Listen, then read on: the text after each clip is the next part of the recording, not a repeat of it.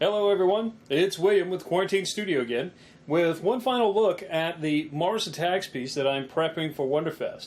Now this is probably the last update that I do before Wonderfest, and I just want to point out a few more details that I've added to it. It's not 100% done yet. I still have some hoses to attach here, but I'm going to show you what I'm going to do with that as well.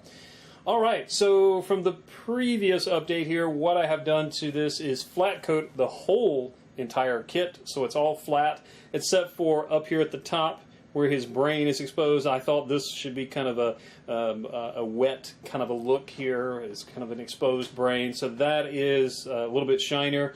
Also, if I spin it around here just a touch, the little gills here, I went ahead and painted those, and whoops, he doesn't want to turn around here. So this little area right in here, the little gills, we've got those kind of gloss coated as well.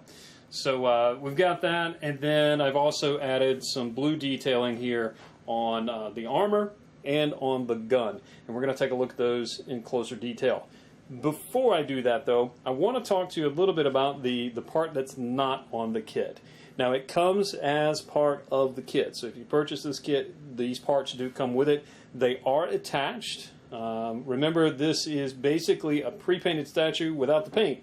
So all of the parts are glued in. The arms, the legs, everything is glued in. You are basically getting the Martian himself and the base, two pieces, and then you also have a clear acrylic dome that comes with it, and that is here. That is also not attached just yet, but I can show you about that. Pops out of here. It's pretty simple, and then it's going to slide on here. Now it is going to be a tight fit, and so you may have to heat this dome up a little bit. Sometimes during the casting process, this little collar here is not exactly formed as a perfect ring like the little dome here. So you may have to either flex the dome just a little bit to get it on there, or perhaps even heat it up a little bit so you can flex it. Mine fits down on there pretty good. It's not perfect, but you can glue that in place if you want. I choose not to, so that I can take that off as I see fit. But there it is. Now, the other piece that I said was, part of the kit, but I don't have it on this particular kit, is the hoses. I guess maybe for this breathing apparatus or something. So there's a little hose that connects here and goes to the tanks. Those actually, they come in the kit, and so I'm holding one of them here. I'll bring this a little closer to the camera here so you can kind of see that. These two are made of a resin, and then there is a little wire in there, and that's what helps hold its shape here. Now the resin will flex ever so much. You can see there's a little flex to it there, but and if you heat it up, you can probably flex it a little bit more, but it will break, so be very careful of this. Now these are epoxied in, and let's see if I can line this up in here. There's a little hole in the back. A little hole right up under here. Trying to line this up. It's a little bit difficult when I can't see under it. So it's going to go in here something like that. Let's see if it'll. No, it's not going to stay now. But anyway, what I did with this particular one is I kind of wiggle those a little bit, wiggle until it breaks the bonds of the epoxy and took it out. Now, why on earth would I do that? Well, one, it makes painting the piece certainly much easier.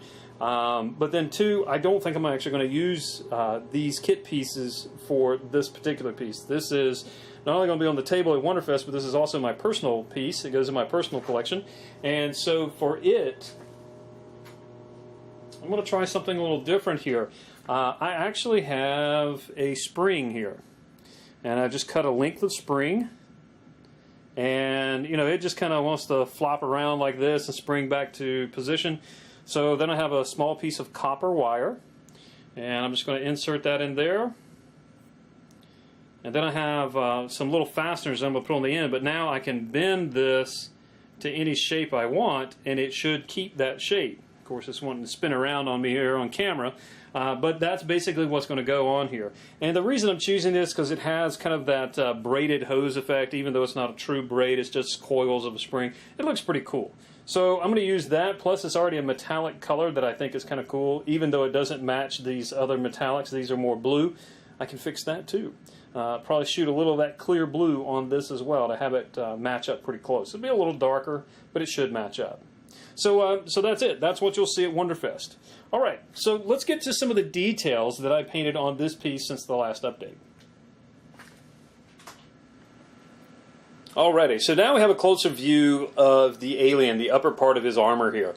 And so really all I have done is added a little bit of shading here on the sides, and I've kind of come around this top lip and around this bottom edge a little bit with it, and around the centerpiece here. To create that, I simply used the Tamiya Clear Blue, and I thinned that considerably. I would say probably a 40-60 mix with my future floor wax. So that's just, you know, clear acrylic at that point. So there's obviously a little bit more of the clear than there is the clear blue, if you will. And so that just thins it down and makes it easy really to spray in here and get this little hinting of blue a little more in those corners. So put in these corners along the edges, down in the crevices here, front and back, in the interior cavity here, there's a little more of it there, and then also, and I don't know how well this is going to kick up, or let's see here, let's see what happens. I don't know if you can see that a whole lot. Inside of here where the arm is, there is a little more of that blue in there. So so there you have it. Now I've also detailed out the ray gun. I'm going to spin this around, and let's have a look at that ray gun. So no alien is complete without a ray gun, and here is our ray gun here.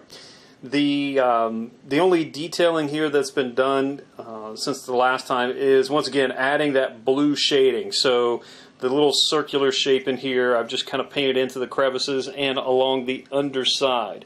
What I'm trying to do here is, because this is a scale model, you have to create those shadows in a lot of these places. Otherwise, the light, there's too much ambient light in any room for it to cast the proper shadow.